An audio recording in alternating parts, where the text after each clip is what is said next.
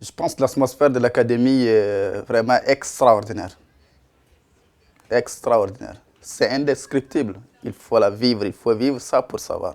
J'ai l'embarras du choix en fait. Mais si je dois choisir un bénéfice, je dirais peut-être la découverte de soi-même.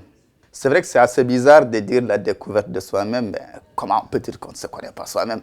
Il faut prendre le temps de s'apprécier, de faire les bilans, de ne pas passer son temps à se culpabiliser. Oui, j'ai pas fait, oui, j'ai pas fait, oui, j'ai pas fait. À un certain moment, il faut s'asseoir et se dire, j'ai pas fait, j'ai pas fait, j'ai pas fait, mais j'ai fait ça quand même. Et ça, j'en suis fier.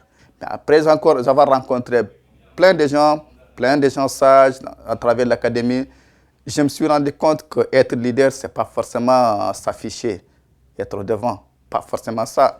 Mais être leader, c'est aussi donner la chance aux autres de briller, donner la chance aux autres de s'exprimer. J'ai eu pas mal d'outils, pas mal d'idées que je suis en train d'utiliser, que je suis en train d'expérimenter. Certains sont en train de marcher bien, d'autres sont en état d'expérimentation. Je pense que l'aspect intergénérationnel est très important parce que on a différents points de vue, on a différentes dynamiques, on a différents dynamismes. Les jeunes, par exemple, quand on est en début de carrière, on veut tout essayer, on veut tout. C'est important de rappeler, il ne faut pas perdre ce dynamisme. Parce que quand on est un peu plus âgé, on a tendance à être, voilà, à faire attention. J'ai une fois essayé ceci, ça n'a pas marché. J'ai essayé cela, ça n'a pas marché. Du coup, on a souvent peur d'essayer.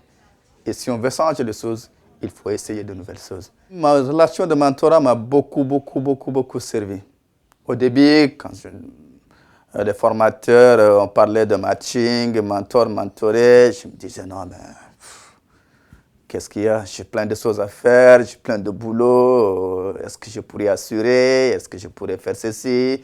Lors de ma première rencontre, mon premier échange avec ma mentorée, je me suis rendu compte que j'ai beaucoup de choses à apprendre.